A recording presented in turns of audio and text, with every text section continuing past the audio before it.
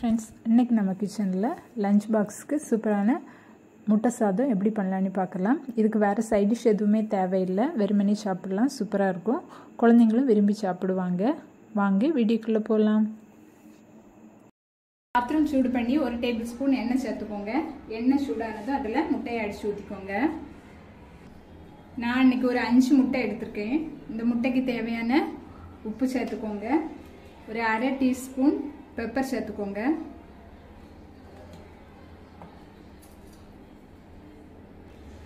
முட்டையை நல்லா வறுத்து எடுத்துக்கோங்க.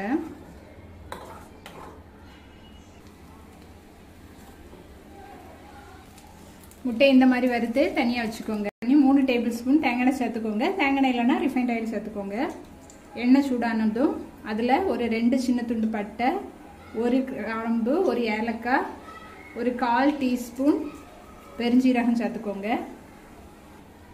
பெருஞ்சீரகம் பொரிய ஆரம்பிச்சிட்டு இப்போ இதில் பெரிய சைஸில் ஒரு வெங்காயத்தை பொடியாக கட் பண்ணி அதை சேர்த்துக்கோங்க.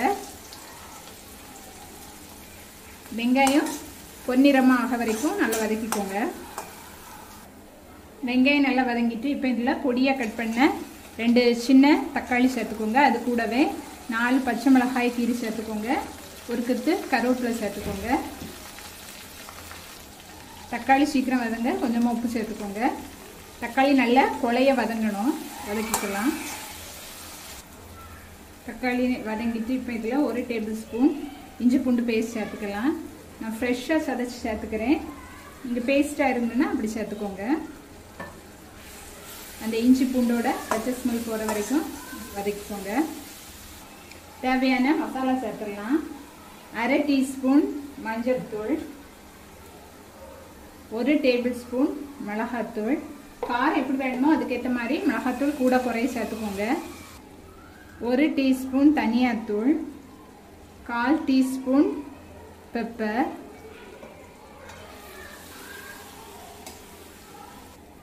1/2 டேபிள்ஸ்பூன் மட்டன் மசாலா. உங்கள்கிட்ட மட்டன் மசாலா இல்லைன்னா கரம் மசாலா கூட சேர்த்துக்கலாம். எல்லாத்தையும் சேர்த்து இந்த மசாலாவோட பச்சை ஸ்மெல் போகிற வரைக்கும் நல்லா வதக்கிக்கோங்க. ரைஸ்க்கு தேவையான உப்பு சேர்த்துக்கோங்க. உப்பு பார்த்து சேர்த்துக்கோங்க. லாஸ்ட்டில் கூட செக் பண்ணிட்டு சேர்த்துக்கலாம். கொஞ்சமாக ஒரு 1/2 கப் போல் தண்ணி சேர்த்து அந்த மசாலாவை வேக வச்சுக்கோங்க. மசாலா நல்லா வதங்கி எண்ணெய் பிரிஞ்சு வர ஆரம்பிச்சிட்டு இப்போ வேக வச்ச ரைஸை கொஞ்சம் கொஞ்சமாக சேர்த்துக்கோங்க. மசாலாவுக்கு ஏற்ற மாதிரி ரைஸை சேர்த்துக்கோங்க. ரைஸை சேர்த்துட்டு அந்த மசாலாவோட நல்லா மிக்ஸ் பண்ணிக்கோங்க. அதுக்கப்புறமா அதில் வறுத்து வச்சுருக்கிற முட்டையை சேர்த்துட்டு அதையும் ரைஸோட நல்லா மிக்ஸ் பண்ணிக்கோங்க. இப்போ உப்பு செக் பண்ணிக்கோங்க. தேவைன்னா உப்பு சேர்த்துக்கோங்க. கடைசியில் பொடியாக கட் பண்ண மல்லியெல்லாம் சேர்த்துட்டு ஸ்டவ் ஆஃப் பண்ணிவிட்டு நம்மளோட முட்டை சாதம் சூப்பராக ரெடி ஆகிடும். நீங்களும் ட்ரை பண்ணிவிட்டு கமெண்ட் பண்ண மறக்காதீங்க. தேங்க்ஸ் ஃபார் வாட்சிங்.